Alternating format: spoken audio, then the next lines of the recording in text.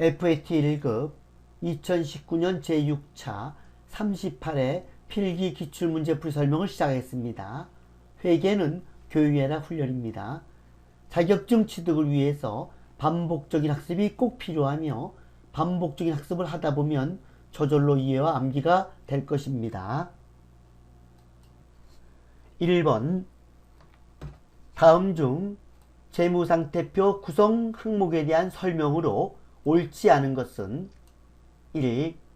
자산은 유동자산과 비유동자산으로 구분한다. 1년을 기준으로 해서 1년 이내는 유동자산이고 1년 이후는 비유동자산입니다. 그래서 1년 기준 그리고 구분 표시 원칙에 적합합니다. 맞습니다.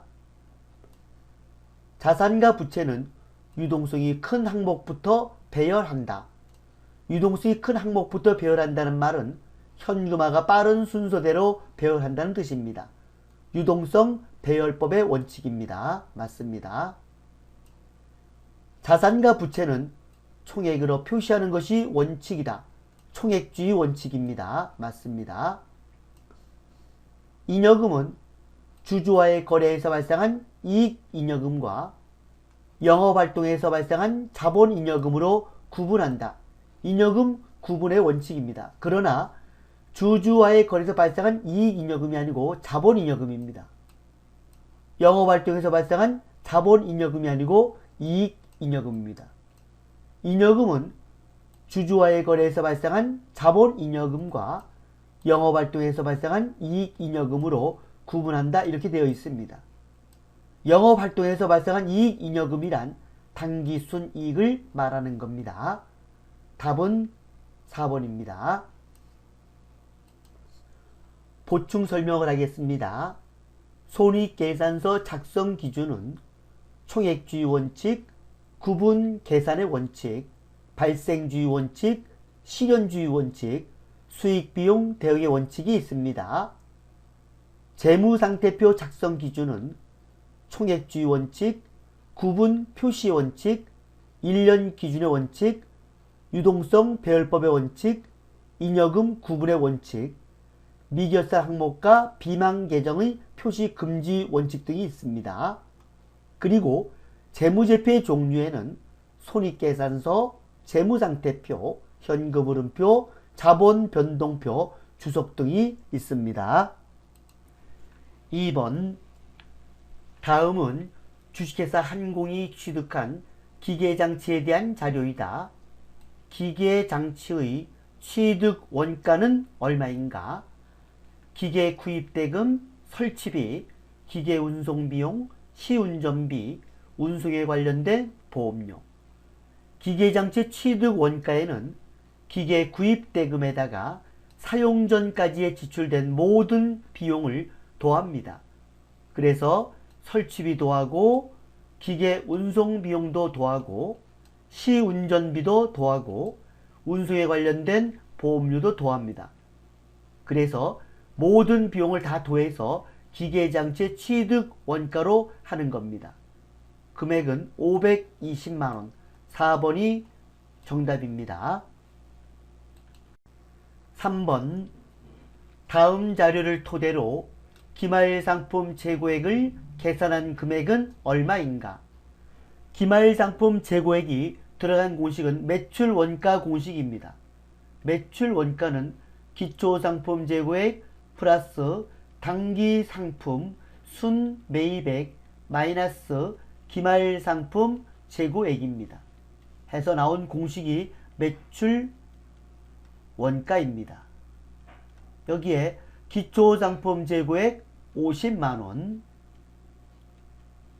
플러스 순매입액 400만원 마이너스 기말상품 재고액 한 것이 매출원가인데 매출원가가 없습니다. 매출원가를 산출하기 위해서는 순매출액 마이너스 매출 총이익입니다.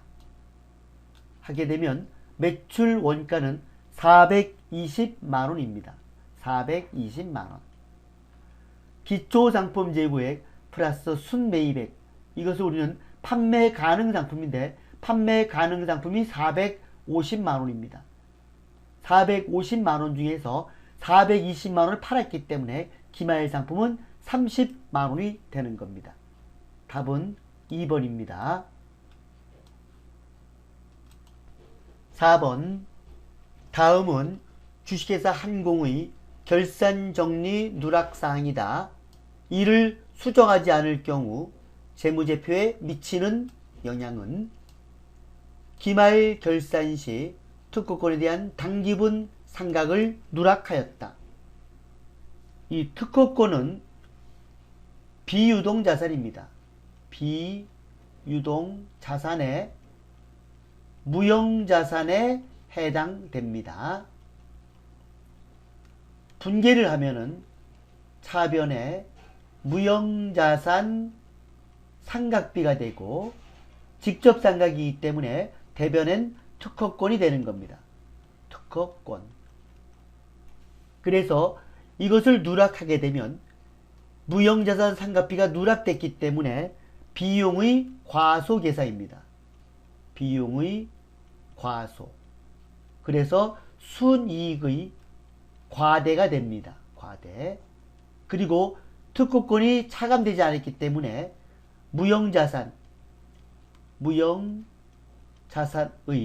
과대 계상이 되는 겁니다. 1. 유동자산이 과대 계상된다. 유동자산 아닙니다. 틀렸습니다. 무형자산이 과소계상된다. 무형자산이 과대 계상됩니다. 틀렸습니다. 당기순이익이 과소계상된다. 비용의 과소는 당기순이익의 과대입니다. 틀렸습니다. 비유동자산이 과대 계상된다.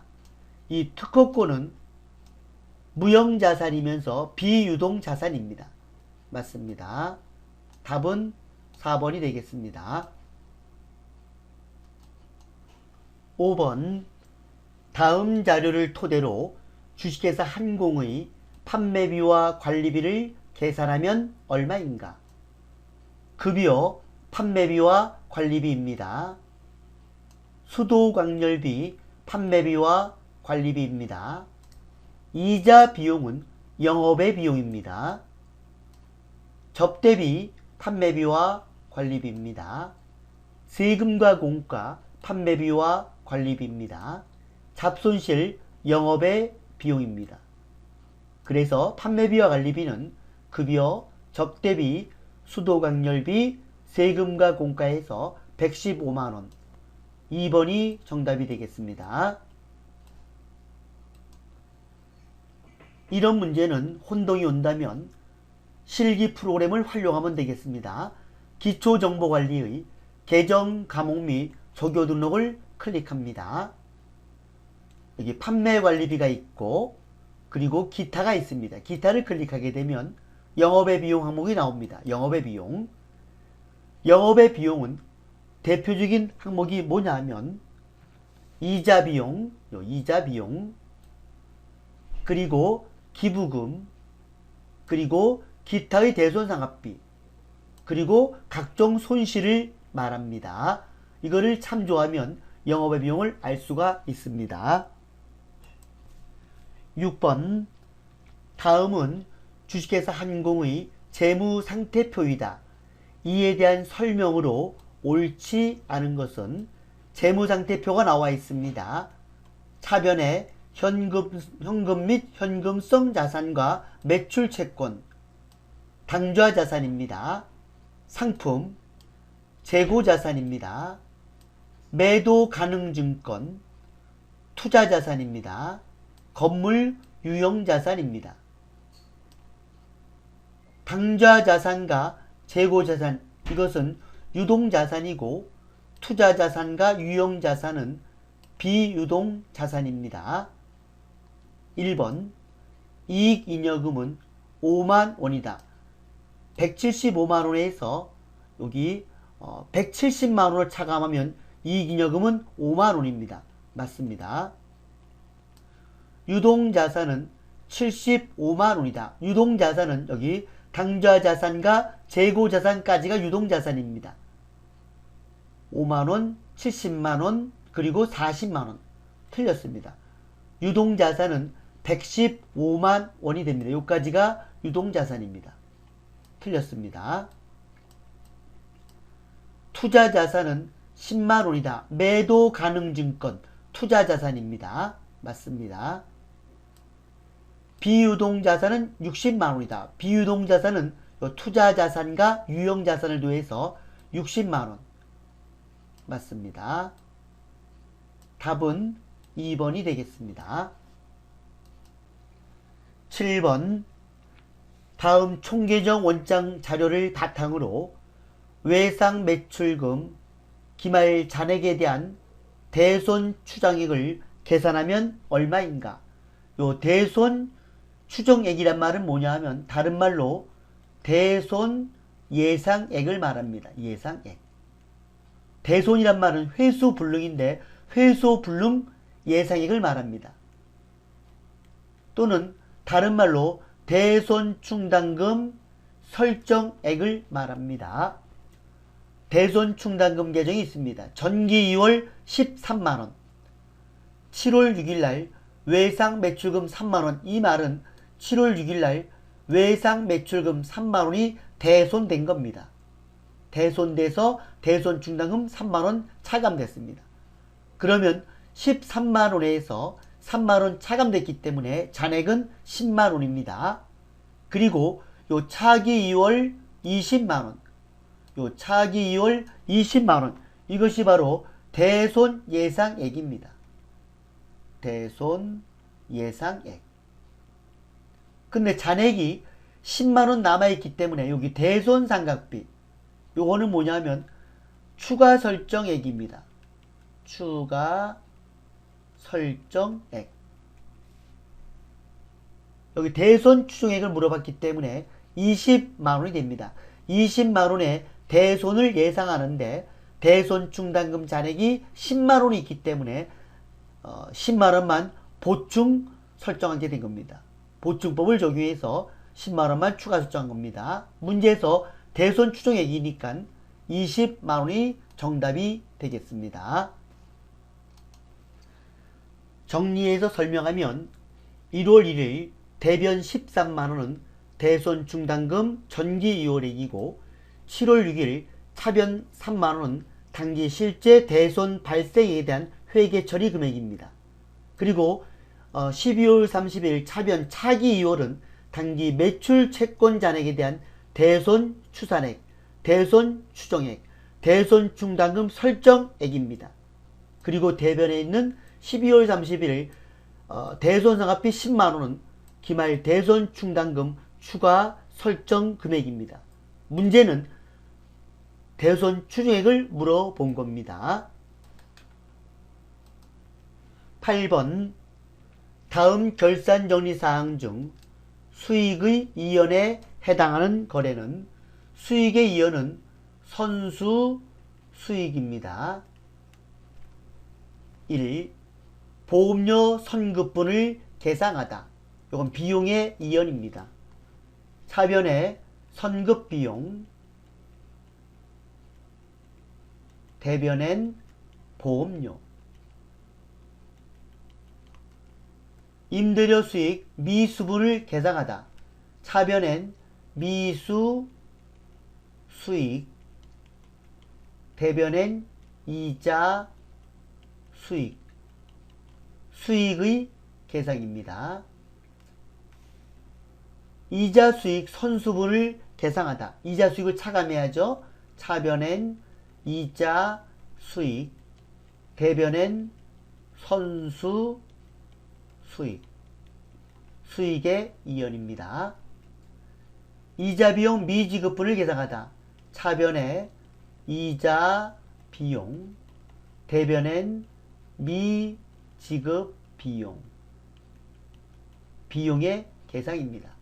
그래서 선급비용, 비용의 이연, 미수수익, 수익의 예상과 계상, 선수수익, 수익의 이연, 미지급비용, 비용의 계상, 비용의 예상이 되겠습니다.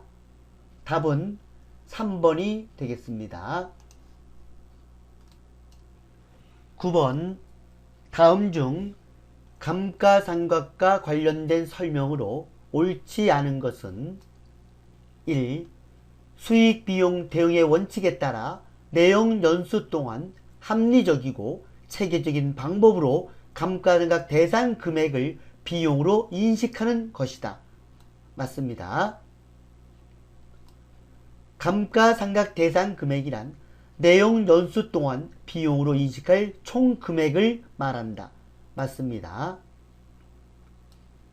내용 연수 동안 비용으로 인식되는 총 금액은 감가상각 방법에 따라 상이하다, 틀리다, 틀렸습니다. 무슨 법을 쓰든 정액법을 쓰든 정률법을 쓰든 연수합계법을 쓰든 총 금액은 똑같습니다. 일정합니다. 내용 연수 초기에는 정액법에 의한 감가상각비보다 정률법에 의한 감가상각비가 더 크다. 맞습니다. 답은 3번이 되겠습니다. 감가상각은 토지와 건설 중인 자산을 제외한 건물, 비품, 차량 운반구, 기계장치 등 유용자산은 사용하거나 시일의 경과에 따라 가치가 감소되는데 이것을 감가상각비로 하며 내용 연수 동안에 비용으로 처리합니다. 감가상각의 3요소는 취득원가, 내용연수, 잔존가액이 있습니다. 취득원가는 유용자산의 실제 취득가격에 모든 취득재비용을 더하고 등록세, 취득세도 포함합니다. 내용연수란 유용자산의 수명을 말하며 잔존가액은 내용연수가 경과한 후에 추정되는 처분가치입니다. 감가상각비의 계산 방법에는 정액법이 있고 정률법, 그리고 연수합계법, 생산량 비례법 등이 있습니다. 먼저 정액법은 매 결산 시 감가상각비를 균등하게 계산하는 방법으로 공식은 내용연수분의 취득원가 마이너스 잔존가액입니다. 정률법은 매 결산 시 미상각잔액에 대하여 정률을 곱하여 계산합니다. 그래서 감가상각비는 장부가액이란 취득원가 마이너스 감가상각 누계액 합계를 말합니다. 여기에 정률을 곱합니다. 정액법은 매년 감가상각비가 일정하지만 정률법은 매년 감가상각비가 감소합니다. 그래서 처음에는 정액법보다 정률법 감가상각비가 크게 나타납니다. 예를 들어 보겠습니다. 정상상사는 2015년 2월에 구입한 영업용 비품 100만원을 2018년 2월 3일 4년 초 40만원의 외상으로 처분하였다. 내용 연수는 5년이고 잔존가액은 취득원가의 10%이고 정률은 연 30%이다. 4년 초면 3년이 경과했습니다. 위 비품에 대하여 매년 정액법으로 감가상각을 하여 왔다. 그런다면 정액법은 내용 연수분의 취득원가 마이너스 잔존가액입니다.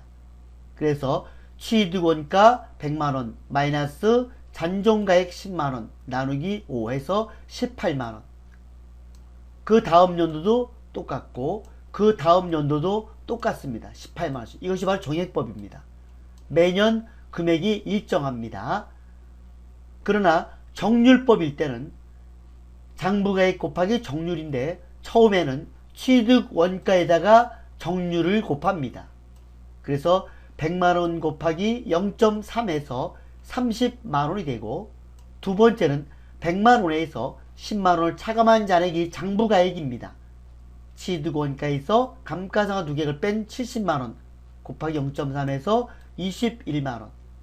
그 다음에 또 빼서 49만원 곱하기 0.3에서 14만 7천원입니다. 그래서 정액법은 매년 금액이 일정하지만 정률법은 처음엔 좀 많이 나오고 점점 금액이 감소가 되는 겁니다. 10번 다음은 주식회사 한공의 매도 가능 증권 관련 자료이다. 2019년 말 결산 분계로 옳은 것은 2018년 8월에 장기 투자 목적으로 시장성 있는 주식회사 서울의 주식 만주를 1주당 1,000원에 현금으로 취득하였다. 장기 투자 목적으로 취득했기 때문에 차변엔 매도 가능 증권 1,000만원이 되고 대변엔 현금 1,000만원이 됩니다. 2018년 말 매도 가능 증권 평가손실 120만원을 계상하였다. 차변에 매도 가능 증권 평가손실 그리고 대변엔 매도 가능 증권 120만원. 그래서 매도 가능 증권 1,000만원에서 120만원이 차감된 매도 가능 증권 잔액은 880만원입니다. 880만원이 매도 가능 증권입니다. 그러나 이 매도 가능 증권 평가 손실은 영업의 비용이 아니고 재무상태표 자본에 해당하는 기타 포괄손익 누계액입니다. 2019년 말 현재 주식회사 서울의 주식은 1주당 1,200원으로 평가되었다. 1,200원 곱하기 만주입니다. 만주. 하게 되면 1,200만원입니다. 880만원짜리가 1,200만원으로 평가됐습니다. 그러면 매도 가능 증권 320만원이 증가가 된 겁니다. 차변에 매도 가능 증권 320만원. 분개를 하게 되면 차변에 매도 가능 증권이 되고 아까 여기 매도 가능 증권 평가 손실이 있었죠? 이것은 손익계산서 사항인 영업의 비용이 아니고 자본 항목인 기타 포괄손익 누계이기 때문에 이 평가이익에서 먼저 이 평가 손실을 상계를 시킵니다. 원래는 이 매도 가능 증권 평가 손실이 없다면 매도 가능 증권 평가이익 320만원을 맞습니다. 그러나 매도 가능 증권 평가 손실이 있기 때문에 먼저 상계를 시킵니다. 대변엔 매도 가능 증권 평가 손실 120만원 하고 남은 금액만 매도 가능 증권 평가이익이 발생을 하는 겁니다. 답은 4번이 되겠습니다. 다시 설명하면 2018년 8월에 장기 투자 목적으로 주식을 샀기 때문에 매도 가능 증권이 됩니다. 2018년 말에 매도 가능 증권 평가 손실이 발생하고 대변엔 매도 가능 증권이 감소했습니다. 그래서 1,000만원에서 120만원이 감소한 880만원이 장부가액입니다. 이것이 다시 1,200만원 평가됐기 때문에 2019년도 말에 차변에 매도 가능 증권 320만원이 증가가 됐는데 앞에 이 매도 가능 증권 평가 손실을 먼저 상계를 하고 잔액만 매도 가능 증권 평가이익으로 처리를 하는 겁니다. 11번 다음 중 부가지세법상 사업자 등록에 대하여 잘못 설명한 사람은 현지는 국가와 지방자치단체는 부가지세법상 사업자에 해당되지 않아 사업자 등록 의무가 없다. 틀렸습니다. 국가와 지방자치단체도 부가지세법상 사업자에 해당이 됩니다. 일시적 우발적으로 재화 또는 용역을 공급하는 자는 사업자 등록 의무가 없다. 맞습니다. 미수의 말이 맞습니다. 사업자의 사망으로 상속이 개시된 경우에는 폐업으로 보지 않고 사업자 등록의 정정사유로 보는 거야. 맞습니다. 상속일 때는 폐업으로 보지를 않습니다. 관할 세무서장은 사업자가 사업자 등록 신청을 하지 않을 경우 직권 등록을 할 수가 있다. 은주의 말이 맞습니다. 답은 현지가 되겠습니다. 12번 다음 중 부가지세법상 과세 대상 재화 또는 용역에 해당하는 것은 특허권의 대여, 이것은 과세 대상에 해당이 됩니다. 담보의 제공, 담보는 재화의 공급으로 보지를 않습니다. 전답의 임대, 부동산 임대업은 용역에 해당이 되지만 전답, 이 전답의 임대는 제외한다 그랬습니다. 상품권의 공급, 상품권의 공급은 재화의 공급에 해당되지를 않습니다. 답은 1번이 되겠습니다. 13번 다음 중 부가가치세법상 영세율에 대한 설명으로 옳은 것은 1. 간이과세자는 영세율을 적용받을 수 없다. 있습니다. 틀렸습니다. 비거주자와 외국 법인에 대하여는 영세율을 적용할 수 없다. 있습니다. 비거주자와 외국 법인에 대해서도 상호 면세주의에 의하여 영세율을 적용합니다. 과세기간 종료 후 30일 이내 내국 신용장을 개설한 경우에도 영세율을 적용한다. 30일이 아니고 25일입니다. 여기 써있죠. 과세기간 종료 후 25일 이내 내국 신용장을 개설한 경우에 영세율을 적용합니다. 틀렸습니다. 국외에서 제공하는 용역에 대하여는 거래 상대방이나 대금의 결제 방법에 관계없이 영세율을 적용한다. 맞습니다. 답은 4번이 되겠습니다. 14번 다음은 주식회사 한공의 2019년 제2기 부가가치세 확정 신고기간 2019년 10월 1일부터 2019년 12월 31일 자료이다. 이를 토대로 부가가치세 과세 표준을 계산하면 얼마인가? 단 주어진 자료의 금액은 부가가치세가 포함되어 있지 않은 금액이다. 공급가액이다.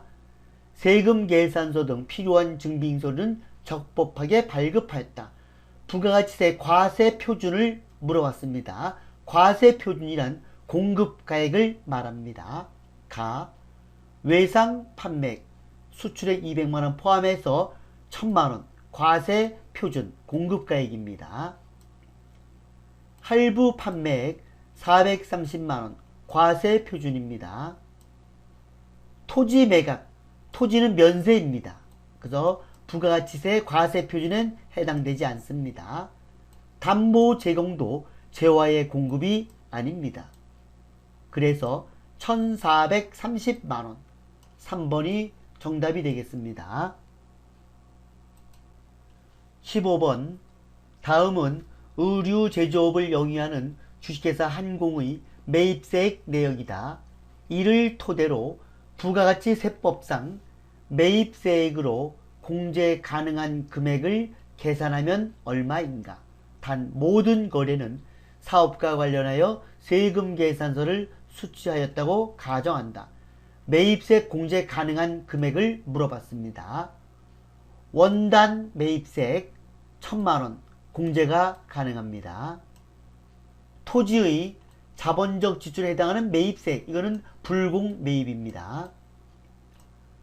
업무용 구인승 승합차의 차량 유지비에 해당하는 매입세액, 여기 3000cc 나와 있지만 승용차의 경우가 1000cc 초과했을 때 불공 매입이지, 승합차나 용달차나 트럭은 매입세액 공제가 가능한 과세 매입에 해당이 되는 겁니다.